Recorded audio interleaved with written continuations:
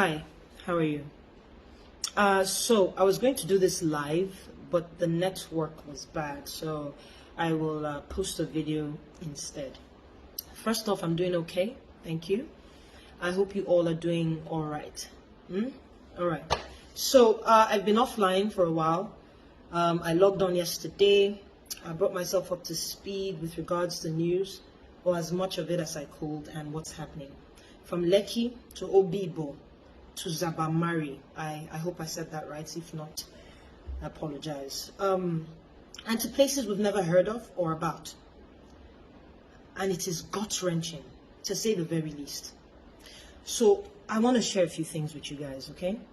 First of all, I know the fight that we're fighting, it is not a fair fight. It is not a fair fight by a long shot. We're up against people that have all the power, that have all the money, resources, access. They control all the security arms. Corruption is the order of the day. Lies on top of lies on top of lies.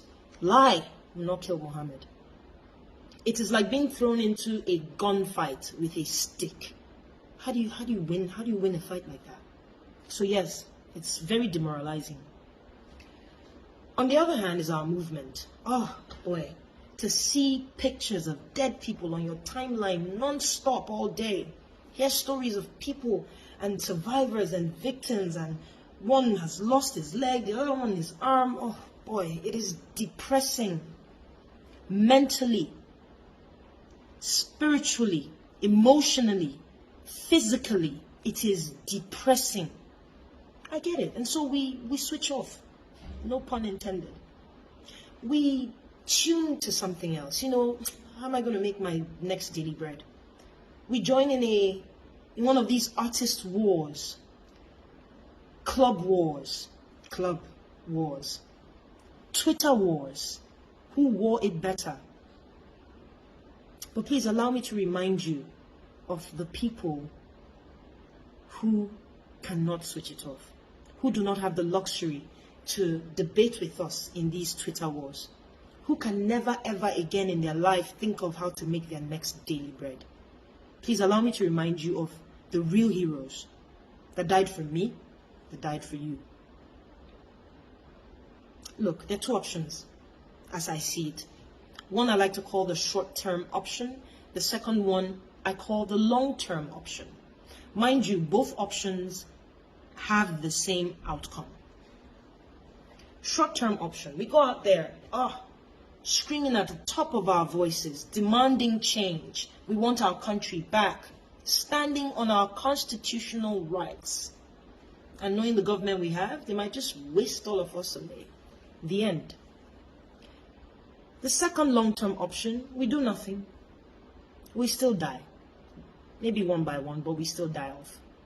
Either from poverty, a very poor health sector, security personnel. Take the newspaper boy that was selling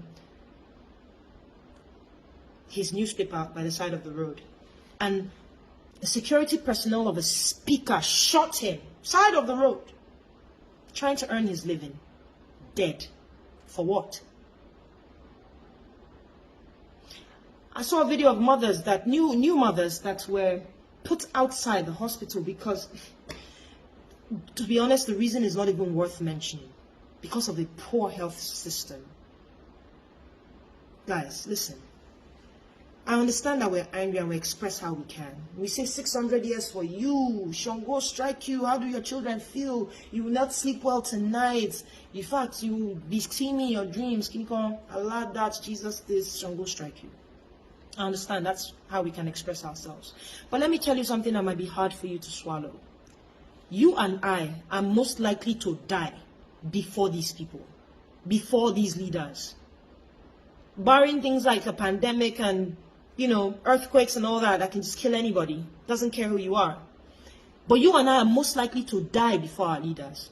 I'll give you an example. These people, with all the money that they've stolen, have access to the best medical care that money can buy. In fact, they do their checkups. If anything even wants to, as much as develop, they stop it right there. What do you and I have? What type of health system can you and I brag about? People die in the hospitals. The boy that got his leg cut off, it didn't have to be if proper medical procedures and attention was paid. Or maybe he just doesn't have the money. Here's another example, security. All these our leaders are well guarded by mobile policemen, even the army guard a lot of these our leaders. Before armed robbers will go and rob those people, they will come to me and your house first. Who do we have guarding us? I can go on. Use Lagos as an example. By the time you're driving in Lagos, the stress, the road network is poor, the road is bad, the stress of just navigating Lagos and dealing with people. Everybody is so on the edge. People are screaming at each other all the time. We are most likely to die of high BP before the people who, their security personnel, make way on the road for them. They're probably in the back seat reading a newspaper on the phone with their wives. They don't even know what's going on. You say peace of mind, they have peace of mind. Do not be mistaken for 1 second that you think these people don't sleep well. They do. In their well air-conditioned homes, their private jets, they do. Nothing wrong with these things if they were gotten legally, if they were well deserved. I could go on with so many examples, but I'll leave it there. So pick one, long-term or short-term, because it's the same outcome. Nobody should be forced to do anything. I don't believe that.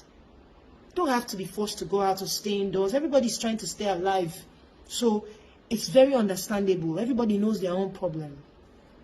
But please, as I said in the beginning, these people have all the power, money, resources, access. It is only one power we have. And our power is just, our power is right. It is our voice. Our voice. And we must use it in whatever capacity that we can. We must use our voice. You see, when we don't see NSARS on the Twitter trend, take for example, NSARS, this is how I see it. It's like a key that opened a door to a big warehouse. Palliative gang, come through. And in that warehouse is all the problems plaguing Nigeria. At least the ones we're aware of. You see, when you take it down, when we don't talk about it, the people that I can assure you are trying to help us, they'll think nothing is really happening. Okay, maybe the government has started giving into the demands of the people. So think about it. I know we're tired.